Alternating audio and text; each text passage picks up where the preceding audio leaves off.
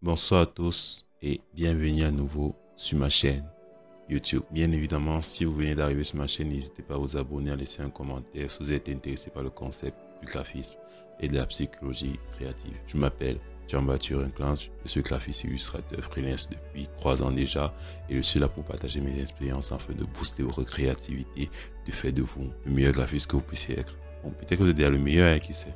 Bref, je viens vous partager mes expériences en tant que graphiste, comment je gère ce métier, comment je fais pour être autant créatif malgré le temps et malgré les difficultés et malgré la concurrence qui s'y fait.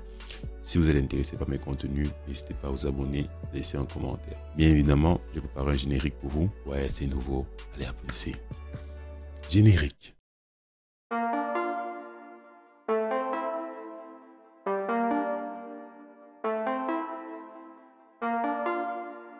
Lors de ma première vidéo que j'ai présentée sur cette chaîne en faisant part de mon concept et en expliquant dans quelle logique je voudrais aller avec vous, j'ai eu pas mal d'appréciations de votre part dont j'ai été très fier. Et ainsi, j'ai aussi eu des critiques, des grosses critiques, surtout celle-là. Ouais, on croyait que j'étais Batman. Mais je suis pas Batman. Je suis un humain. Bien évidemment, j'espère que ce nouveau cadrage vous plaît beaucoup avec mes écrans qui sont derrière, bien animés.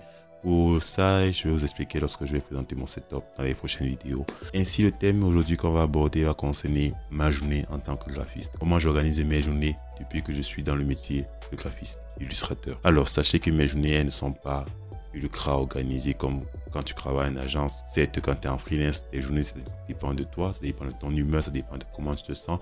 Mais bien sûr, ils doivent suivre tous un planning assez prédéfini dans le cerveau. Tu sais déjà qu'à quel moment de la journée, tu dois faire telle chose, tu dois faire telle chose. C'est ainsi que ça se passe.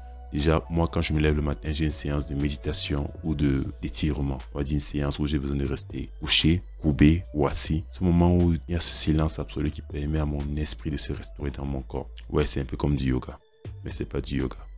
Après cela, je fais mes occupations ménagères, je peux arranger la chambre, je peux laver le sol, je peux faire la vaisselle, je peux faire la lessive. Puis après, vient l'heure du petit déjeuner, mon moment préféré. Justement, le petit déjeuner est l'un de mes moments préférés de la journée parce que c'est à ce moment justement que je déjeune. Et il y a une petite mouche là qui me gêne. La mouche là, pour mes vidéos, elle vous dit salut. Bien évidemment, le petit déjeuner, c'est le moment préféré de la journée, justement parce que c'est pendant ce moment que je fais mes grindings et que je réussis à établir les contacts avec les clients avec lesquels je suis et que je réussis à planifier les travaux de la journée. Et bien sûr, les travaux de la journée, je les planifie en fonction de 2 facteurs, en fonction de la charge de travail et en fonction de mon heure d'inspiration. Alors, c'est quoi l'heure d'inspiration? L'heure d'inspiration, c'est le moment de la journée pendant lequel vous savez que quoi qu'il arrive, vous êtes le plus inspiré. Ça peut être le matin, ça peut être à midi, ça peut être le soir. Vous savez que c'est à ce moment de la journée, justement, vous êtes le plus inspiré. Pour moi, par exemple, c'est la nuit, comme maintenant. Et justement, lorsque vous êtes le plus inspiré, établissez votre travail qui demande le plus de charge, le plus de créativité à ce moment. Ça vous permettra d'être plus productif et de gagner plus en temps et de pouvoir exécuter les travaux plus rapidement et plus en qualité. Comme on dit, rapport, quantité, qualité.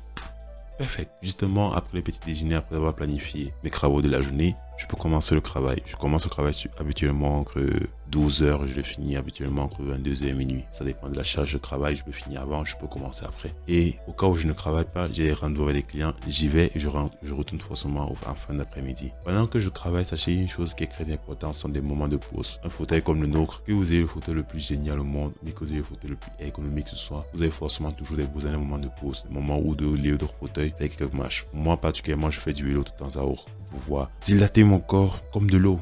C'est-à-dire soigner mon dos. Bon, je n'ai pas mal au dos, mais prévenir les maux de dos, gérer les muscles, oxygéner le cerveau, améliorer les cardiaques. C'est important de faire du sport, croyez-moi, surtout pour nous les bureaucrates, parce que si on reste toujours assis, on ne sera pas vraiment en très bonne forme quand on va atteindre 40 ans. Oh là là, ça souffrit de ouf. Une fois cela fait, vient la fin d'après-midi, où je prends habituellement des petites grosses pauses. C'est-à-dire, je prends une pause pour visionner, pour voir une série ou bien pour suivre encore des tutos. Et une fois la grosse pause qui arrive aux environs 19 h-20 h, je passe maintenant à mon heure d'inspiration. Mon heure d'inspiration commence à partir de 20 h. C'est à partir de ce moment où je suis le plus inspiré possible de la journée. C'est justement à partir de ce moment que je prends les travaux qui me demandent le plus en créativité, où je suis le plus rapide dans l'exécution.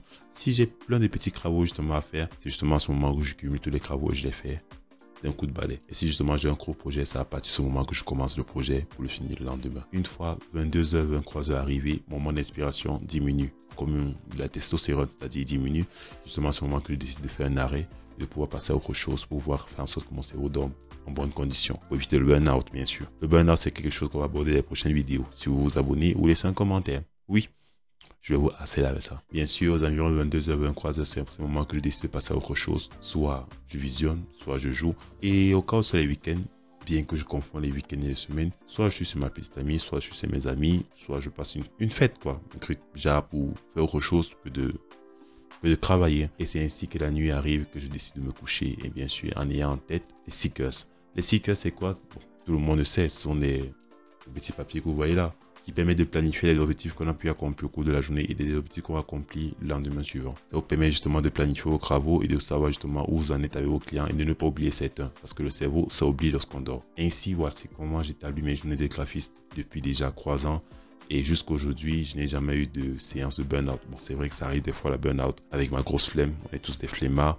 Mais si vous avez un planning aussi structuré, aussi organisé, plus organisé que le mien, je doute que vos clients puissent se plaindre de votre temps de travail. Ainsi, si cette vidéo vous a plu, n'hésitez pas à lâcher un like et à vous abonner si vous n'êtes pas abonné, bien sûr.